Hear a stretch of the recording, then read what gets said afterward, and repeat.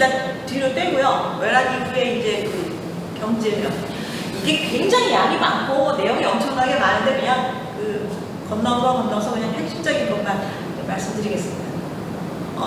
크게 농업이 변화합니다. 외란 이후에 이양법 아시죠? 그 모내기 하는 거예요. 모내기 하기 전에는 그냥 씨를 뿌렸답니다. 논에다가. 그런데 이거를 일단 모짜리 만들어서 키운 다음에 뜯어서 나무 심는 거를 이양법이라고 하는데, 이양법을 실시하면 쌀 생산이 2배가 된다. 생산량이 많아지고 한 사람이 농사 지을 수 있는 면적이 거의 5배가량이 는답니다.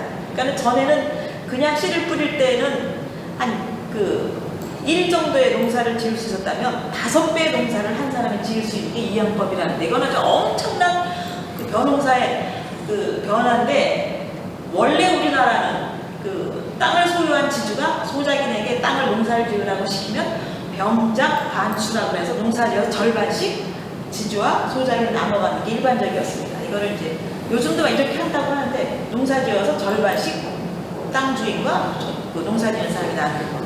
근데 실제로 이양법이 실시되면 소작인에게 땅을 나눠줄 필요가 없게 됩니다. 왜냐하면 머슴만 고용을 하면, 머슴 한 사람 고용하면 5배의 땅을 농사를 지을 수 있으니까, 옛날에 소작인에게 주던 땅을 지주가 소작인에게 주는 게 아니라 머슴을 고용해서 자기가 직접 농사짓는 이걸 광작이라고 하고, 그러니까 땅을 소유한 사람이 옛날같이 수확량의 절반만 받는 게 아니라 머슴에게 품삯만 주고 나머지는 다 자기 수입이 되니까 엄청난 그 수입이 늘게 됩니다. 벼농사를 지어서.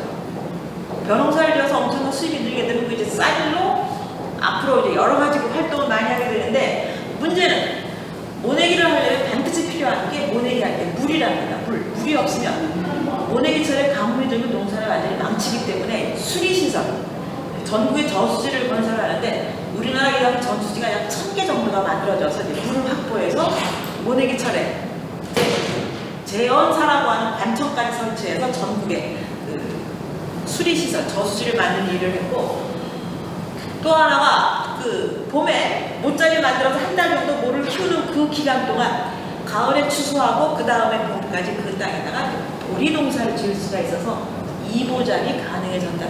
근데 실제로 그 벼와 보리의 이보작이 가능한 게 우리나라 남부지방에서만 가능했다고 하는데, 국가가 이 보리에는 세금을 안 걷었다고 해요, 조선시대. 그러니까 보리 농사를 짓기만 하면 다 농민들 수입이 되니까 아주 열심히들 보리 농사를 지어서 이보작이 가능. 토지를 소유한 지주는, 자기 땅을 소유한 지주는 이양법이 실시돼서 광작을 실시하면 엄청난 부농으로 성장할 수가 있었는데, 전에 지주 밑에서 땅을 빌려서 농사짓는 소작인들은 소작을 다 놓치게 되면 더 이상 살 길이 없어서 도시에 갑니다. 도시에 가서 이제 임노동자가 되고, 도시에 간 임노동자들이 차츰차츰 도시에 와서 이제 먹고 살기 위해서 상업 활동을 하고 수공업 활동을 해서 경제 전체의 그 전반적인 그 흐름이 농업 위주의 사회에서 차츰차츰 상업과 수공업이 발달하는 그런 계기가 되기도 하고, 이제 또 하나는 벼농사가 워낙에 손이 많이 가고 힘이 드니까 벼농사를 지을 게 아니라 돈을 벌 수 있는 작물, 흔히 상품 작물이라고 해서 적은 노동력으로, 적은 수공으로 그 많은 수확을 거둘 수 있는 상품 작물을 재배한답니다. 아까 잠깐 쌀 말씀드렸는데, 쌀이 단순한 식량이 아니라 이제는 엄청나게 쌀 생산이 늘어나게 되니까 이 쌀을 교환 수단으로 화폐로 씁니다. 그래서 예전에 그 소설 같은 데 보면 쌀은 사러 가는 게 아니라 쌀은 팔러 간다고 그래서 장이 쓰면 장에 갈 때 쌀을 가지고 나가서 자기가 필요한 거를 교환하는 교환 수단으로 화폐로 많이 쓰이게 됩니다. 이 쌀이. 식량이 아니라 화폐. 그리고 조선시대 세금을 쌀로 받으니까 그 세금으로도 이제 징수하게 되고, 또 하나가 그 농사지어서 돈을 벌 수 있는 목화. 요새 목화꽃이 피더라고요, 선생님.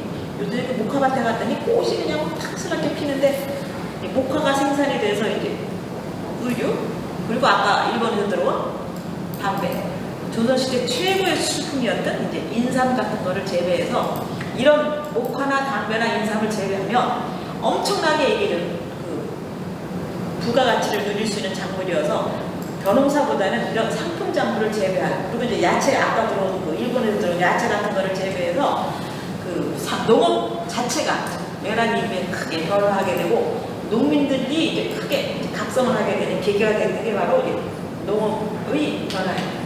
그 아까 그 이양국은 네. 자체 개발한 법입니까? 이양. 일본에서 논답니다. 일본에서 수입한 겁니까? 네. 저 옛날에 한번 연수 삼아서 모내기 차례 논에 들어가서 한번 해봤거든요. 이 못줄이라고 해서 줄 잡고 이렇게 심는 거. 근데 그걸 줄을 가로 세로 맞추는 것도 일본 사람들이 가르쳐야 된다고 변호사 질 때. 그 사람이 우리나라 사람들 그냥 논에다가 직파라고 해서 뿌렸다고 하는데 문제가 아까 말씀드렸던 모내기 할 때 물이 없어요. 비가 오지 않으면 이 농사가 망치니까 북한에서는 우리나라 같이 남쪽 같이 강수량이 풍부하지도 않고 일조 기간이 짧기 때문에 직파를 많이 한다는 소리 들었습니다. 최근에. 그 다음에 이제 상업인데요. 우리나라 원래 농공상들에서 상업을 가장 철시합니다. 장사치. 그래서 앉아서 학문 연구하는 선비를 가장 최고의 신분을 생각해서 장사하는 사람은 굉장히 무시하는 경향이 있어서 우리나라의 상업을 발전할 수가 없었는데 외란 이후에 변합니다. 우리나라 사람들이 상업 활동을 이제 크게 하는데 이제 결정적인 거는 대동법이라고 하는 조세, 세금을 걷는 방법이 이제 외란 이후에 실시가 되는데 여기 조세에 보시면 포인트가 좀 우리나라 조선시대 때 또 그 이전에 우리나라 농민들이 국가에 내는 세금은 세 가지입니다. 옛날에 조용조라고 했고요. 조선시대 때는 전세, 요역, 공납입니다. 이게 조용조입니다. 전세라고 하는 거는 농사를 지으니까 농업 생산물을 국가에 내는 세금. 이게 전세입니다. 토지에 대한 세금. 그래서 조선이 건국되면 과전법이라고 해서 토지 1결당 쌀 4도씩 국가에 세금을 냈던 법이 있었는데 세종대왕이 얼마나 훌륭하신 분인가 하면 무조건 4도는 불합리하다. 농사가 잘 될 때도 있고 농사가 안 될 때도 있으니 이거를 농사가 잘 되고 안 된 거를 구등분을 합니다. 상중하 해서 농사가 아주 잘 됐을 때에는 세금을 좀 많이 걷고 안 됐을 때는 적게 걷자고 해서 세종대왕 때 이 조세가 바뀝니다. 전세가. 그래서 아주 농사가 대풍일 때에는 1결에 20도, 가장 농사가 안 됐을 때는 4도에서 연분 구등제라고 하는 전세 제도가 세종대왕 때 실시가 되는데 세종대왕 훌륭하신 게 여러 가지가 있는데 저는 가장 훌륭하신 게 농민의 부담을 줄여주기 위한 조세 제도의 개편이었습니다. 그리고 이제 외란 이후에 영정법이라고 해서 풍년, 흉년 정도에 따라서 차등 있게 징수하는 거를 외란 때 너무나 농민들이 힘들고 토지가 황폐되고 어려우니까 무조건 최저 4도씩만 걷도록 했던 게 영정법입니다. 이게 아주 내용은 아주 많은데 그냥 토지에 대한 세금은 외란 이후에 영정법으로. 그리고 두 번째가 이제 군대 가는 겁니다. 요역. 조선의 16세 이상의 멀쩡한 남자는 군대 갈 의무가 있어서 모든 군대를 가는데 머리를 좀 써서 어떤 짓을 하느냐 하면 자기 이름표 붙여가지고 동네에 있는 건달 하나 변신 군대 보내고 자기 집에서 노는 품삯 좀 주고 대립제라고 하는 현상이 일어납니다. 그래서 국가가 멀쩡한 놈들은 다 집에서 뺑뺑이 놀고 온 동네 깡패 거지 건달은 다 군대에 와 있으니 군대질이 저질이 되니까 국가가 반군 수포제라고 해서 너희 군대 대신 1년에 포로 1년에 2필씩 걷어갑니다. 이걸 이제 반군 수포제라고 하는데 2필의 군포만 1년에 내면 군대를 안 가도 되는 게 이제 조선시대 군역제도였는데 문제가 먹고 살기도 힘들고 그야말로 생활이 너무 어려운데 몸으로 때워도 될 걸. 군대 가면 몇 년 동안 밥도 공짜로 얻어먹고 군대 가도 될 걸 군포를 내려니까 그것도 1년에 2필씩 엄청난 농민의 부담입니다. 이게. 거기다가 아주 별별 나쁜 폐단이 등장해가지고 2필 내는 게 아니라 군대 안 가는 옆집 놓고 대신 내주고 아픈 사람 거 대신 내주고 가짜로 장부 위자고 해서 이 군포가 아주 농민들에게 부담을 많이 줘서 영조 때 외란 이후에 이거를 균역법으로 고칩니다.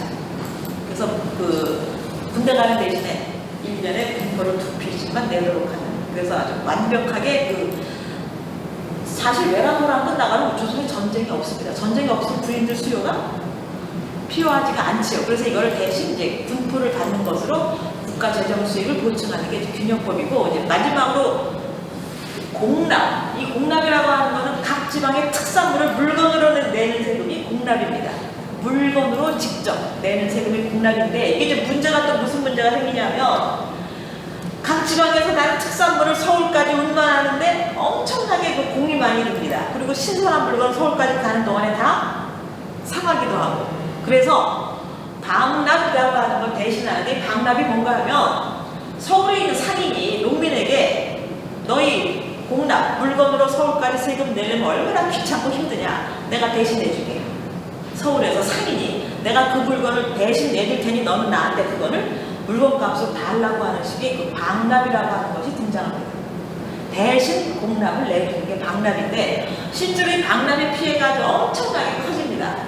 그 농민들을 상대로 정당한 값만 받으면 괜찮은데, 그 농민들이 착하고 순진하니까 서울에 있는 상인이 온갖 그 나쁜 방법을 동원해가지고 농민들을 착취하는 수단으로 이게 바뀝니다. 방납의 피해다. 이게 뭐 내용이 아주 복잡한데, 네? 사기치는. 그렇죠. 사기도 치기도 하고, 물건의 양을 줄이기도 하고, 자기도 품삯을 대신 엄청나게 받기도 하고, 농민들이 굉장히 공납의 피해가 컸었는데, 이거를 외란이 끝나고 나면 공납 대신 방납의 피해가 너무 크니까 이거를 국가에서 일륜화시키자고 해서 대동법이라고 하는 법으로 이제 고치는데, 물건으로 내지 말고 쌀로 내라고. 어차피 쌀은 전세를 내야 되니 물건으로 내는 세금도 쌀로 바꿔서 쌀로 내면 농민은 간단하고 국가는 쌀을 받으니까 국가도 편하고. 그래서 대동법이 실시되는데, 이 대동법이라고 하는 게 여러 가지 그 내용이 있는데 약 100년간에 걸쳐서 이게 전국에서 실시가 됩니다. 1609년에 시작해서 1709년까지. 아까 이의도 잠깐 얘기했지만, 이 물건으로 내는 세금이 너무나 농민들에게 부담이 되고, 국가는 국가대로 이걸 관리를 해야 되니까 어려우니까 쌀로 받자는 얘기를 이의도 예전에 주장을 했었는데, 특히 대동법이 좋은 점이 뭔가 하면, 원래 이 공납이라고 하는 건 호세입니다. 한 가구당, 한 집당 내는 세금을 이 대동법은 전세로 바꿔서 토지 1결당 쌀 12두씩 징수를 합니다. 이게 어떤 문제가 있냐면, 전에 한 집당 세금을 거둘 때에는 부자고 가난한 사람과 똑같이 세금을 냈는데, 대동법은 토지 1결당 12두를 징수하면 토지를 많이 소유하는 세금을 많이 부담하고, 토지를 적게 소유한 사람은 세금을 적게 부담하고, 굉장히 이거는 세금이 아주 평등화됐다고 하는 게 대동법이에요. 그리고 국가 수입은 엄청나게 증가합니다. 물론 쌀이지만. 그래서 국가는 이 대동법을 실시하면 전국에서 쌀로 물건을 다 공납 대신에 받아들이게 되니까 어떤 문제가 생기냐면, 궁궐에서 예전에 필요한 물건이 창고에 가면 다 있으니 물건을 받을 때는 갖다가 꺼내다 쓰면 되는데, 대동법이 실시되면 창고에 있는 게 물건이 아니라 쌀입니다. 그러면 왕이 뭐 제사를 드릴 필요도 있고, 왕이 여러 가지 국정을 통치하는데 필요한 물품을 어떻게 해야 되냐, 그렇다고 왕이 직접 시장에 다니면서 살 수는 없으니까 여기 이제 공인이라고 하는 사람이 등장합니다. 공인이라는 사람이 아주 엄청난 활동을 하는데, 이 공인이 무슨 일을 하느냐면 왕에게 미리 돈을 받습니다. 왕이 미리 공인에게 일정한 양의 돈을 주고, 지금 국가가 필요한 물건이 이거 있을 때 대신 네가 가서 사오라고 시킵니다. 공인이라고 하는 사람은 물건값을 미리 받고 국가가 필요한 물건을 사서 납품하는 사람을 공인이라고 합니다. 근데 문제는 이 공인이 등장하면, 이 공인은 국가에서 돈을 받아서 국가가 필요한 물건을 사다가 납품하는 사람이니까 기왕이면 물건을 싸게 좋게 납품해야지 자기 수입이 많아집니다. 좋은 거 사다 줘야 다음에 또 시킬 것이고, 싸게 사다 줘야 자기 수입이 커지니까 이 공인이 국가가 필요한 물건을 납품하기 위해서 싼 물건, 좋은 물건을 구하기 위해서 전국을 다닙니다. 전국을 다니면서 필요한 물건을 이제 구입을 하게 되는데, 없으면 전국을 다녀도 자기가 필요한 물건이 없으면 공인이 직접 그 물건을 생산을 합니다. 수공업자를 고용해서. 그러면 공인이라고 하는 사람이 지방에 다니면서 그 지방의 특산물을 엄청나게 사들이니까 그 지방은 뭐가 발전하냐면 상업이 크게 발전합니다. 장시가 발전하고 각 지방에 특산물이 생깁니다. 우리가 지금 많이 알고 있는 각 지방에 특산물 많죠.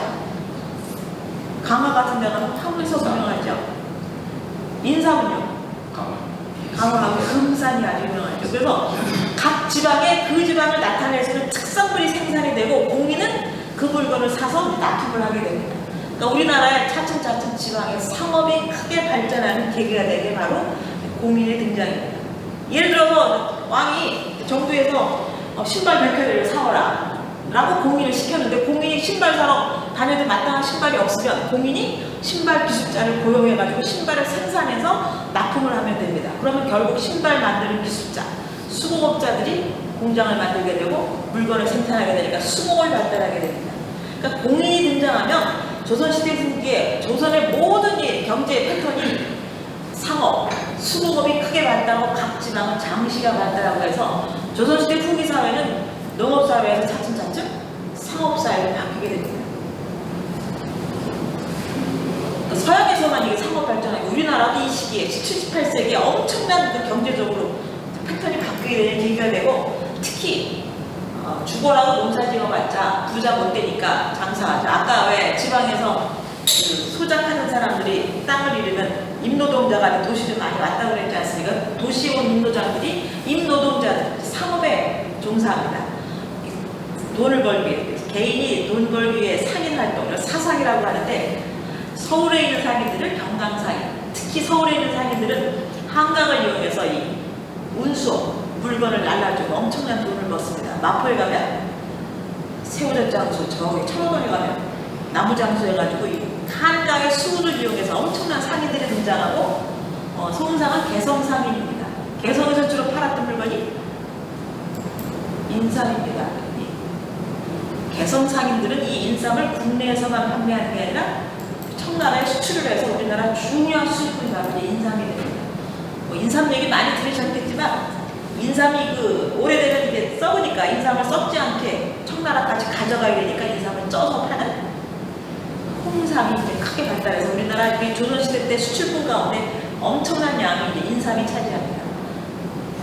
만상은 이제 의주, 청과 무역하기 위해서 의주 부근에서 활약하는 사람들이 만상이고 내상은 일본과 무역하기 위해서 활약했던 사람들이 내상입니다. 그러니까 실질적으로 우리나라 서울, 개성, 의주, 동네 이런 데서 아주 거부들이 등장한 상업활동을 해서 아주 큰 활동을 하게 되는데 서울에서도 서울 종로 일대 시전, 유기전이라고 해서 서울 종로가 이제 상업 지역으로 발전하게 되고 각 지방은 장시가 발달하고 각 지방 장시에는 물건을 지고 다니는 도구사들이 활약해가지고 상업활동을 하게 되고 특히 이 시기에 모든 물건들을 운반하는 도구는 배로 운반해야 되니까 우리나라 강에 특히 우리나라 큰 강들이 많으니까 강 유역에 이제 포구가 발달해서 선상이니 객준이 여광이니 해서 우리나라 한국 또는 큰 강 주변에 보면 엄청난 상인들이 등장해서 상업 활동을 전개하고 도고라는 이제 엄청난 상인이 등장해. 도고는 요즘 식으로 표현하면 재벌입니다. 이 도고는